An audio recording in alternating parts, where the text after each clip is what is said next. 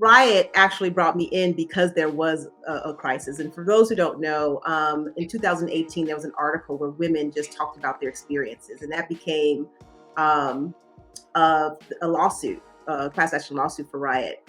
And when I came there, it's like they really wanted to shift and change. And so if you have that, then then I can just look and see what's happening. And so the first day, like, what are you going to do? What are you going to do?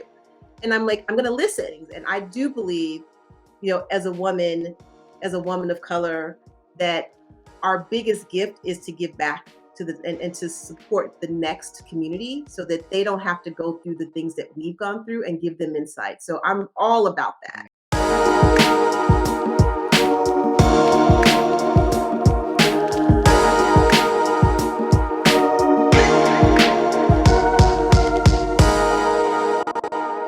What's up? What's going on, everybody? It's your boy, it's your host, Jamar Jones, and we got another slamming episode here at the Foureva Podcast as we dive into things that are personal and things that are business, because business is personal. I am the founder of Foureva Media. I'm also a national speaker and the author of the book Change Your Circle, Change Your Life. And that's exactly what we're going to be doing today, as we got a killer guest. We had such an electrifying conversation before. We're like, oh my God, we should have recorded this. That should have been the podcast, because it was just so incredible. Just very in depth, very honest, very authentic. And I loved every single piece of it. And I know you're going to love it here. We have Angela Roseboro, as she has an amazing, amazing resume, 18 plus years of leadership, work with so many different companies, and now resides at Riot Games. And the future is limitless though for her, as she everything that she touches, she basically turns into gold. And she has such a vibrant personality about her, real and authentic. And I know everybody here is going to appreciate really that real and rawness, because that's what it takes to have and really affect real change, as she's the chief diversity officer at Riot Games. So thank you so much, Angela, and welcome to the Foureva I don't know Podcast. if I can live up to that introduction, but I'm going to do my best. I promise you that. Oh, I love it. I love it. I love it. You will. Our conversation was absolutely great. And really, you're a storyteller. And that's really what I walked away with our conversation. And I'm hoping you can share some stories here today. So give the people a little bit of insight who you are and what you're about. I've been thinking about that since our last conversation. So I always, if you look at my Twitter, I'll talk about I'm just a Chicago South Side girl from the hood trying to do some good. And so I think that really helped me in deciding what I would do. And so being the chief diversity officer allows me to have that impact for marginalized communities, for women, not just that work within our organizations, but also that are in our neighborhoods. My husband and I have a foundation, and it's strictly for Black kids that are C students, because as I was growing up, I wasn't the A student, I wasn't the F student, I was the C student. And it took my principal to see my light. And I truly believe everyone has a light, and that our vision or our purpose in this world is to let that light shine. And so it is probably, if I were to describe me, I am a truth teller. So sometimes that's great. Sometimes that get me in trouble, but I'm good at that. I'm good at that. All good. But my purpose is to uplift all communities. And so I think that positions me really well to be at Riot Games and other places where I was leading change in an organization.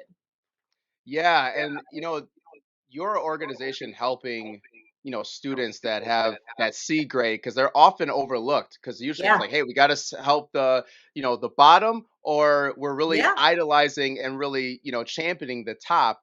So the C student is very interesting, because I was also in school is very rough for me as Yeah. well, especially Yeah. especially high school. I barely Yes. made it out. I barely made Yeah. it out. So that's amazing that you have a foundation and a program that helps with that. So tell us a little bit about, give us a quick snapshot of just your journey. I love to share people's Mhm. journey, because a lot of times the journey is a lot of is really non-traditional than Mhm. most people think. They think Mhm. that, hey, you're at this certain point in the Yeah. company, this is where all the things you've achieved. You had to go through this path. But give us a little snapshot of your life and your journey.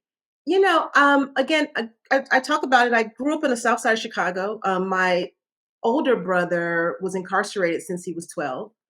My sister got pregnant at 17.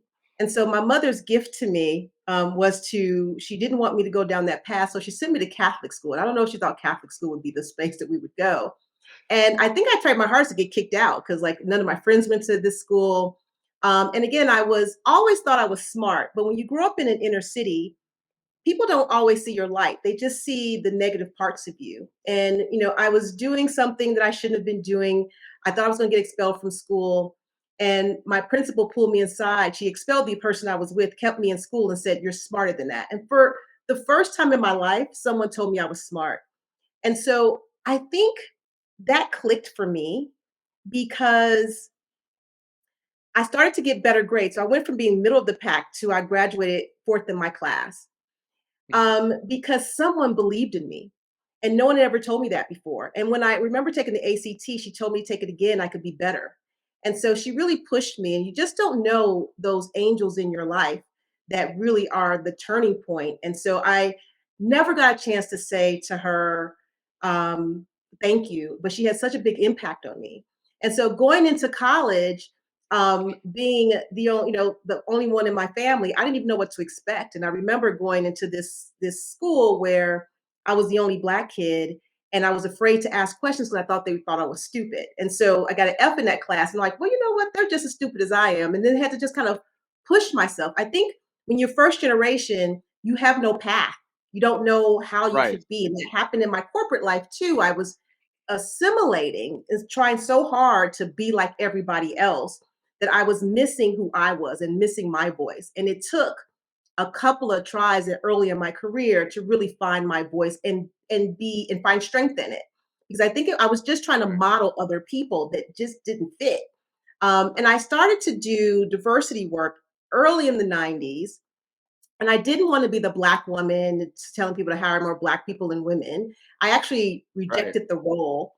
And they, told me, okay, we'll give you this big pot of money. And for 30 some year olds, like, oh, okay. And then I would come back into HR. That was my traditional path. I was a generalist for many years. And really saw how this work is more strategic, less operational, it's transformational. And I was opening doors for people who traditionally wouldn't have the opportunity. And I say that in a way of, I remember taking that ACT that first time, and I think I told you this, and I remember the reading passage, it was Shakespeare, two Shakespeare plays. Now, in my school, we didn't read Shakespeare. We didn't know anything about Romeo and Juliet. We didn't even have books because I grew up outside, and I'm watching this kid next to me, and he's like slamming, he's doing this stuff.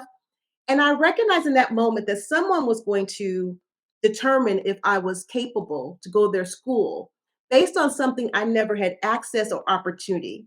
And I think that set my Mhm. path even early on, is that you have so many people who are diamonds in the rough, which is why I focus on those C students, that they didn't have the access or the opportunity. So my purpose is to give people access and opportunity, and I do that in every job that I have.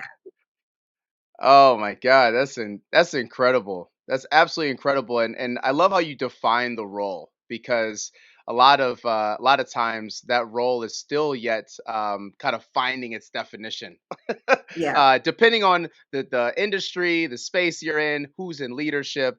It's very interesting about the role that you're in. And I love that you're all about change and all really about affecting people's Mhm. lives and giving them an opportunity and a chance, that's something I stand for every single day. I just want to give more opportunities to people, Yeah. and be able to share my superpower with others.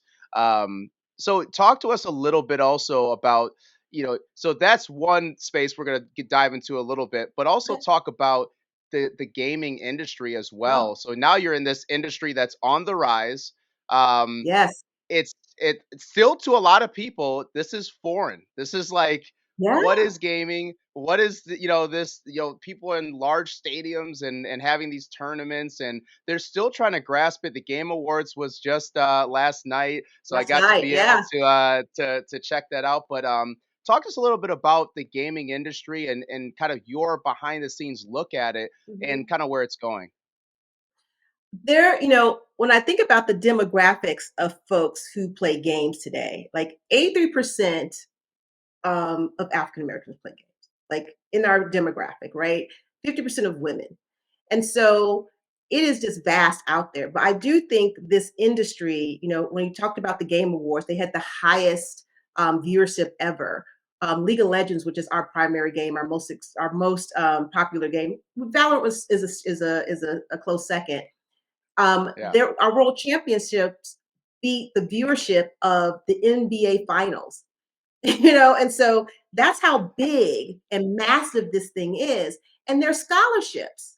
And I didn't know that going into Riot. So, I remember when I was a kid and mothers would say, go outside, stop playing those games. I'm like, stay in, play those games because it gives you access.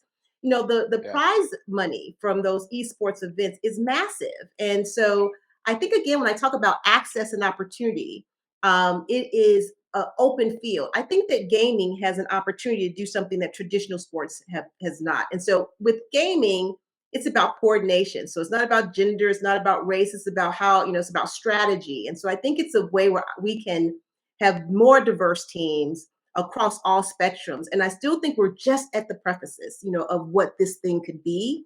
Oh yeah.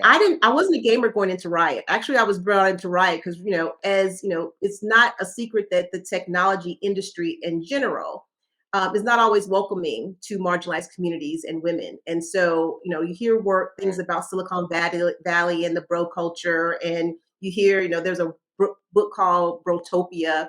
And so I Yeah. do think, although we are playing those games, we're not represented in the industry.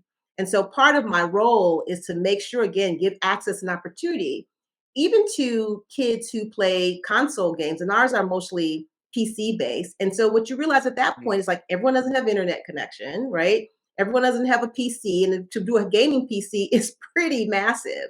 And Yeah. so Ride has, and Ride recognizes that. And so we have a game lab in South LA where we bring in kids and they can learn this game so they can be part of this process. So again, it's about access.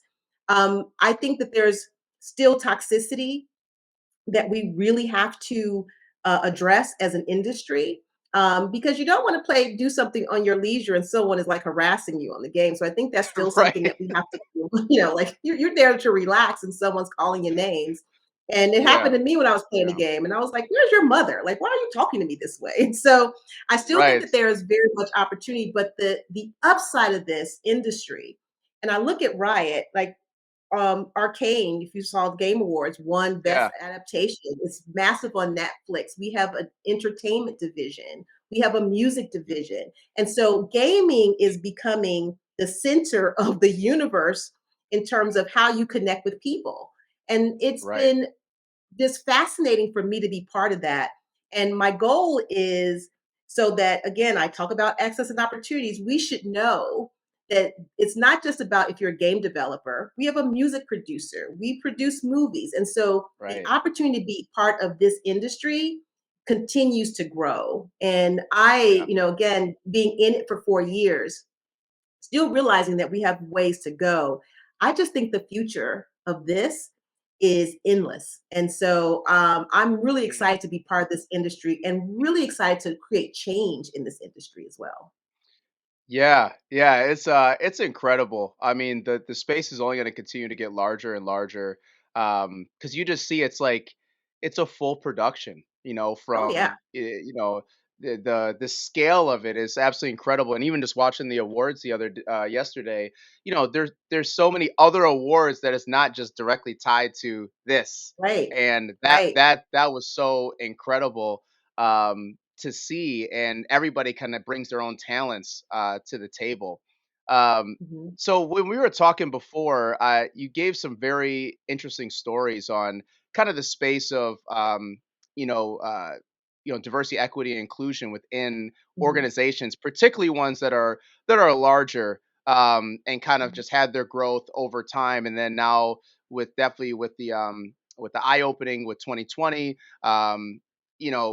incidents, all of a sudden everybody kind of woke up and said, okay, we Right, should probably do something. You were doing this back in the 90s, so that you were already, right, ahead of the game. But then right. talk to me a little bit about kind of the role and how from 2020 it's kind of changed to now of what that role is, because I think we had some very Mhm. heartful conversation regarding kind of the initial, like, hey, this is why we're here, and now fast forward 2 years, what does that space look like?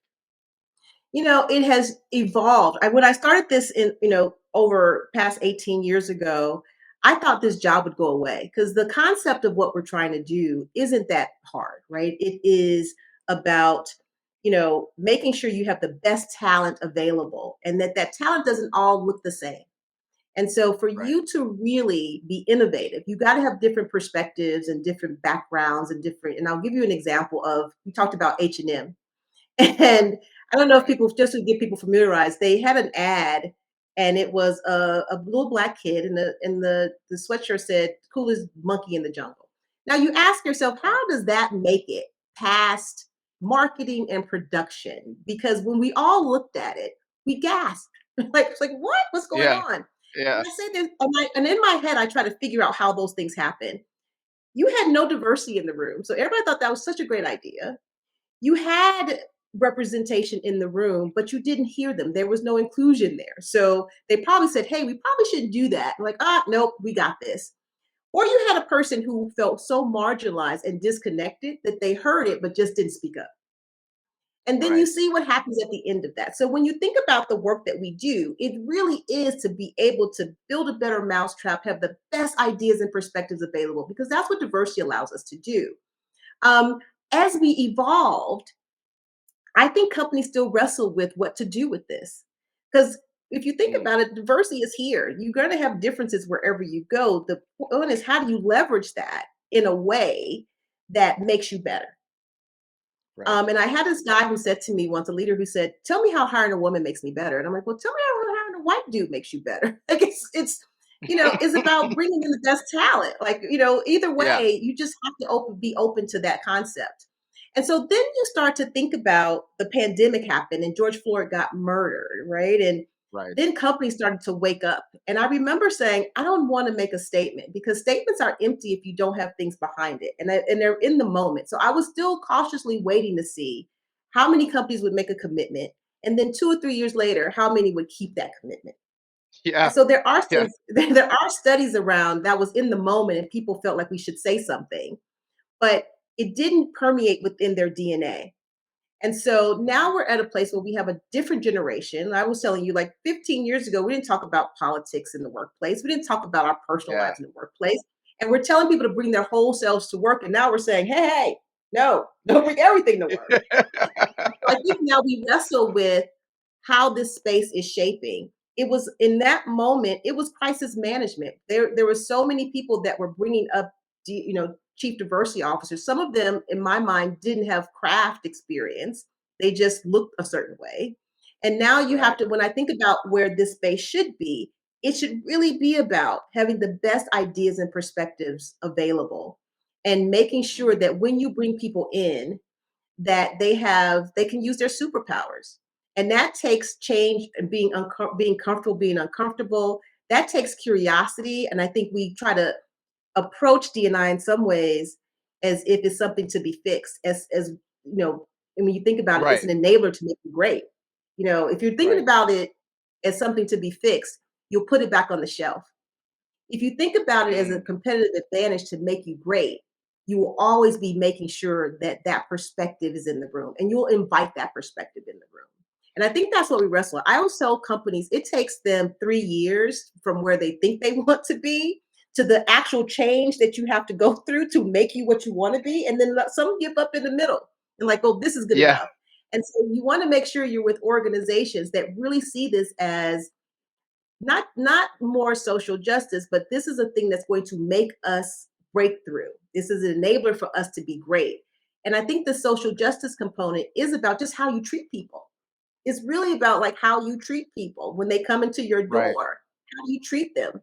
And how do you make sure that they feel welcomed and valued and their perspectives are heard? I don't think inclusion means consensus. I do think it means that my ideas should be considered and that I feel Right. heard. And a lot of the things that you are hearing is because people, if I think about George Floyd, and again, George Floyd wasn't the first Black man to get murdered by the police. I think it Right. was, for me, it was we have not felt heard. And that's when you start to see these movements make traction. And if we Right. would seek things with Yeah. curiosity, I think that we could get to a better understanding because it's hard to talk about something like race that has such emotional baggage in an intellectual format. Because if we're all trying to make sure we're right, and to Right. me, we both are. Like we're trying to be right Yeah. instead of seek understanding. And I think if we sought understanding, I don't know what it's like to be a white woman or a Black man, and I don't need, but I know what it feels like to feel left out. And if that is the Yes. center of how we have these conversations, I think we could approach it in a way that we could hear each other. Yeah, it's so important just to there was to seek to understand, not to be understood, is Yeah. the is Yeah. the saying, and it's so true. It's just about understanding um, other people's life and their background, Yeah.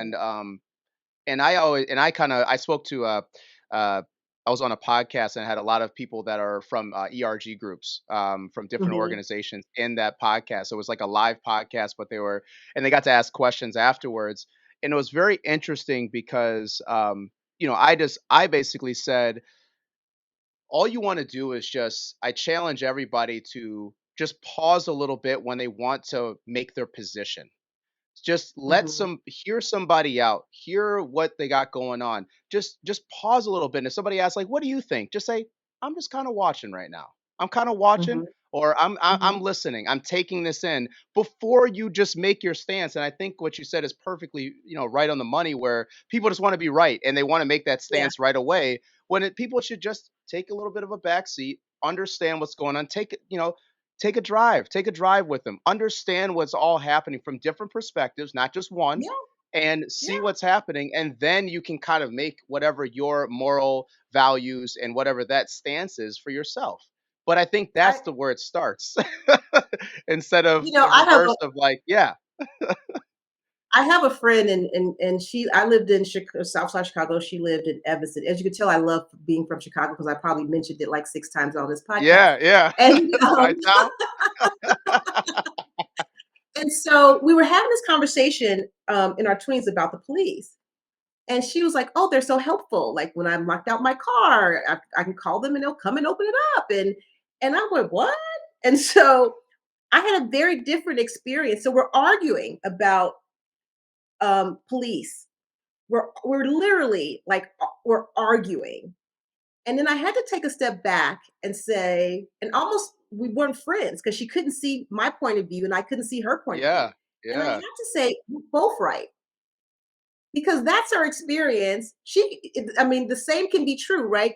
They can help her and they can treat me differently, right? And so I couldn't expect her to understand to say I couldn't dismiss her experience and she couldn't dismiss mine. And we came back 3 weeks later and said, "Hey, look, I understand that that is kind of your experience. And I can appreciate that. And I wish that was mine. But you have to also appreciate my own truth. And the one thing we get to do is own our own truth. Right. And so yes, once we got to that part, we could say, you know what? I may not understand, but I can respect that you can own that's your yeah. experience. Right. Yeah. Yeah, and sometimes it's as simple as that. I can just respect that. It's so Yep. simple. Um, one thing I want to say while I have you here is that when we were talking before, I want everybody to know that your track record and what you've accomplished so far, and I know the future's bright. You're going to be doing amazing Mhm. things. You know, you're really a game changer. When it comes down to taking a massive problem, distilling it Mhm. down, and figuring out what the roadmap and the runway is. Mhm. When you talked about crisis management, I mean, your career, you kind of had these crisis moments where they called in Superwoman to Yeah. come in and save the day, but you actually did it, and which I want everybody here to really give you your flowers for that, because Aw. that's a hard task. That's a really hard thing to do. But Yeah. it's so needed, especially, because that's when people make actual decisions in a moment of crisis, in a moment of Yes, pain, when they yes. have to do something. And, Mhm. for you to come in and change that whole trajectory of those different situations that you were in is absolutely Yeah. incredible. So yeah, I want people just to know that you are just an absolute amazing person, amazing organizer, orchestrator, when it comes to, really facilitating that change. Riot actually brought me in because there was a crisis. And for those who don't know, in 2018, there was an article where women just talked about their experiences, and that became um, a, a lawsuit, a class action lawsuit for Riot. And when I came there, it's like they really wanted to shift and change. And so if you have that, then then I can just look and see what's happening. And so the first day, like, what are you going to do? What are you going to do? And I'm like, I'm going to listen because I don't know what's going on. So Yeah, I yeah, think what happens is that you have to be pragmatic. And and doing this for a long time, I could have come in and did a roadmap, right? But I had to build trust. I had to show people I heard them, even if I didn't do everything that they suggested that we did. And I was looking at this the other day where I was looking at a headline when I first started at Riot. It was Riot's highest chief diversity officer to fix toxic culture, right? And oh fast forward three wow. and a half years later, and I'm like, whoa, that was heavy. And fast forward, 3 years later, Riot, the headline is Riot, best place to work for parents, best place to work for millennials. That Riot employees praise diversity efforts. And I don't underestimate the ability to do that. And it wasn't just on me. I find myself the facilitator. And I can do that by meeting people where they are and trying to figure out the path that's going to get them where they need to go. And so we started off with like two women on our leadership team. Now it's like 30% women on the leadership team. And it was, I can look at that and say, you know what, we put practical things in place still while we were trying to build trust. And what I would say to folks that in this space, you have to be authentic. You have to have courage to say the hard things where people can Yeah. hear you.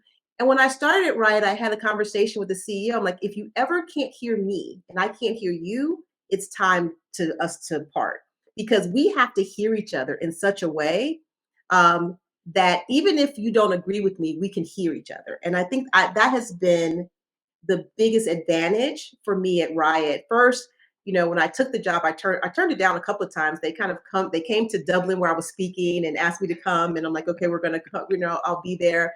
And from day one, you have an active audience. And the other reason I wanted to take it is because I recognize that we play games too, and there's not a lot of people who look like me that sit in the C-suite. And I wanted other young women to see me and know that they could be there. And I think that's why representation for me is so super important because it tells me where you can go and where you can be. And is the Right. company willing to put people there? And so it was a hard task. There it was, I'm a high empath. I want people to be well. And I think the hardest Yeah. part for me was hearing stories and wanting to fix it for everyone and realizing that I wasn't going to be able to do that for individual basis, but where can I have the impact? And so, I do think that every place I've gone, um, I've left the company better than it started. Hmm. And that's really satisfying for me. But there is this, I remember someone saying, you're the Olivia Pope of like diversity. Like you just go in and you fix things. It's handled. It's handled. But even in that, I don't want people to walk away with that diversity, equity, inclusion is about fixing. Because if you Yeah. do that, then your time is limited. Because once they perceive the problem being fixed, then what do they do with you? So it has to still be that this is an enabler for us, to move forward. And I remember the first Black champion, her name was Senna at League of Legends, and Hmm. how connected our creatives were with our ERG, our Black ERG, because Senna used to be more fair skinned. And if you see Senna now, Senna like has dreads, she does like piercings. It's like she's just bad ass all the way. And I remember Yeah. one of the creators said, going through this process, our ERGs took them to African American museums. It was important for them to get her right. And I remember the creator saying, one of the artists saying, during this process, I realized I don't have to default to white, that there's so many other stories that's resonant. And since that Mm. time, I think we have better diversity in our games than we probably should in our company Yeah. because they want to tell the stories that are right. And that to me is the biggest, it does my heart the biggest, I get really welled up about that because it was people being open to hearing and seeing something different and people on our Black ERG willing to teach them. And that was the best collaboration, and it set the stage for so many other collaborations, and that's what this is about. Right. Right. I mean, it's and once again, storytelling is so powerful. Yeah, Um so and powerful. that's something that games and movies and TV shows, articles, Yes. like storytelling is what shifts everything Mhm. and changes a lot of perspective. And I think, like I said, like I started this off, you're an amazing storyteller, and that's probably why you affected all the change that you did in the organizations that you helped, because you sat there, you listened first, and then you told the story and said, "Hey, this is, let's, hear this out, and then now what are we going to do about it? Hear this out, what are we going to do about it?" And start to Yeah, slowly, make that change. So what's next for you? I mean, as far as, where do you want to go? I really yeah. want people to understand like how to connect with you, and what to engage and maybe pull you in on. So I'm going to be leaving Riot, and it's sad for me because I really feel like we're at the beginning part of our journey. I think we addressed gaps and we got a good foundation. But I remember when George Floyd died, and I wrote a letter to the company, and I explained to them my nephew, and I again through storytelling. Here's what I have to talk to my nephew about. We had to like plan and I told everyone, if you need, take a minute. And it was hashtag, they only had to put that in their kind of subject line or email, and everyone in the company would understand. I need a minute. And that became something that we did.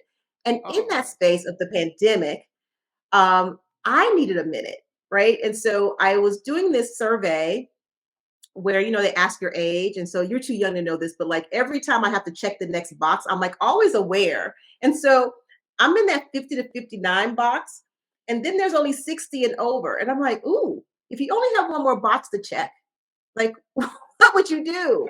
And part of Right. this is let me take a rest. I'm really, I know my purpose, and my purpose is uplifting people and telling through storytelling. I think I'll be doing that. I think this industry is still needs a lot of work, and I'm going to be committed to doing that.